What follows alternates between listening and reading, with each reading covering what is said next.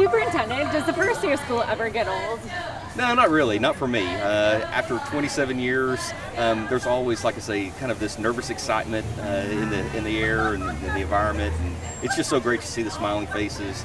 Kids are ready to come back. I think parents are probably ready for their kids to come back, and so it's always a great day to kick off. Okay, do you have any favorite grades? Favorite grades? I would probably have to say fifth, simply because my mom was a fifth grade teacher for over 30 years, and so it will always remain near and dear to my heart. But I don't let the fourth grade and younger know that. And they're all special. It's so interesting to watch, like I say, their level of maturity over the course of those grade levels, and it's just amazing. You know, having a senior this year, it's surreal for me because it's the last, and so it just seems like it's just flown by. Do they all recognize you when you walk through the halls? I think a lot do. You know, we're a large school district serving over 100,000 students, and so it's always kind of who exactly is that? Whether they've seen me on TV, in the news press interview setting, or out and about on campuses. Of course, you know, wearing a suit when it's 100 plus degrees, that's probably a kind of a giveaway that, okay, who is this individual? But it's neat.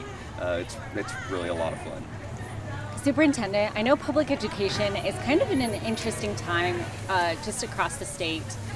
Tell me, what's the biggest thing you want parents to know? I know public education is constantly in the headlines. It's constantly being talked by our local politicians and representatives.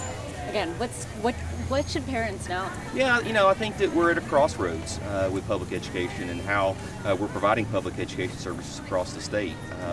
With ESA's passing, the new voucher on the horizon in the 26-27 school year, of course the banning of telecommunication devices and many other policy matters, funding not to be, you know, an exception. I think parents need to be, like I say, engaged. I think they need to be aware of what is happening not only in Austin but also in DC, so that they understand how these policies that are being forged matriculate into our schools and how we react. And so they have questions, we'll be glad to answer the questions, because sometimes the rhetoric that you see on TV, in the media, on the news, social media, is not always the most accurate. And so ask questions, and we'll be glad to provide those answers, because I do think that it's important. We're, like I say, at a crossroads. Parents need to be very, very informed.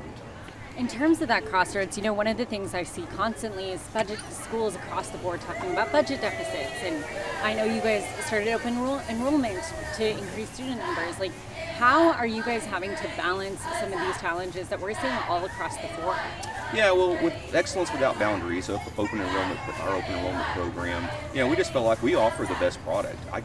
I'll argue that all day long. And so, like I say, with the shift and changes in the proliferation of charter schools and private schools forthcoming with vouchers, we just felt like, let's offer our programs to students that may reside outside of the school district. And so, you know, from a budgetary standpoint, it might help. It's not one of those things that we're really using it as a budget building assumption, which will pass at the end of this month. But at the same time, we want to make sure that families, particularly those that are commuting into work, would like to bring their child to one of our campuses, have the ability to do so. And I know teacher retention is such a conversation happening in public schools specifically, especially when you're competing with private school salaries.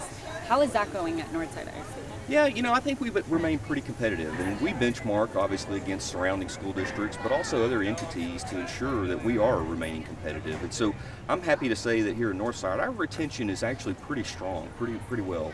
That being said, we hired approximately 400 new teachers to start this school year, and so it's something that we're obviously always keep an eye on. But being able to be competitive, we'll be implementing the teacher incentive allotment here in the very near future, which I think will help. It will provide additional funding and additional resources, take-home pay for many of our master teachers. And so, you know, there are things that I feel like that we can do that will only make us more attractive as an employer, but at the same time, it's constant work. We were talking a little bit about the cell phone ban. Mind repeating the policy again for me for this recorded part of it? Yeah, sure. So as a result of, like I say, the legislative session, cell phones, telecommunication devices are to be powered off, put in backpacks throughout the entire course of the day to include passing periods and lunch periods. And then at the end of the day, the students will have the ability to power them back on and communicate with parents what have you.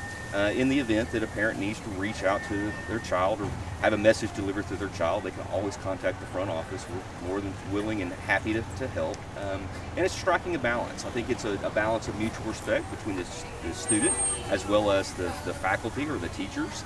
And then also parent support, knowing that our focus is really to be very, very intently on teaching and learning. And so we want our students to come prepared to school each and every day to learn. You touched on it a little bit. Obviously, the technology ban sort of intertwines with safety. Has Northside made any changes to safety this year that parents should be aware about? Yeah, I mean, we're continuously working to make sure our security vestibules, one single point of entry, all of our exterior doors are locked.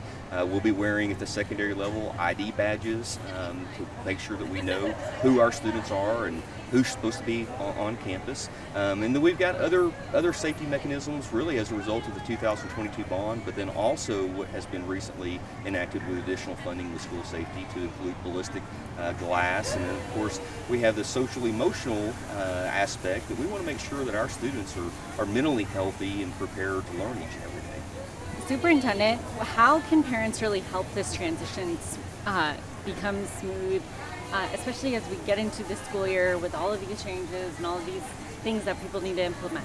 Yeah, you know, again, from a parental standpoint, what I have learned is the more actively engaged a parent community is within a particular community, within a particular school, it just contributes to the overall team effort of maintaining that safe environment. So the more engagement, the better.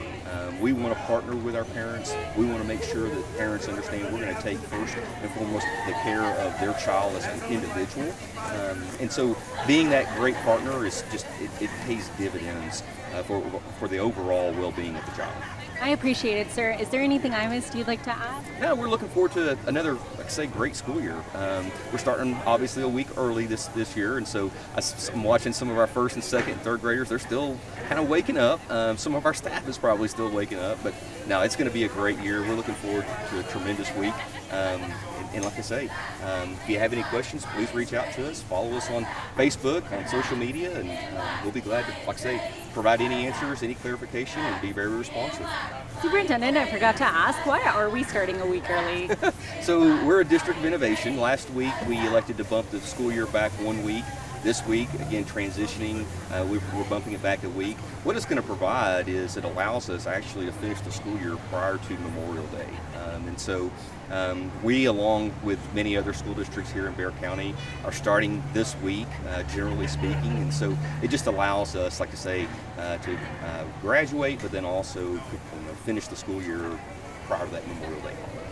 Well, I hope we all make it a great school year. Go Lions! Go Lions, absolutely. Go Northside. Go Northside. Thank you so much, sir.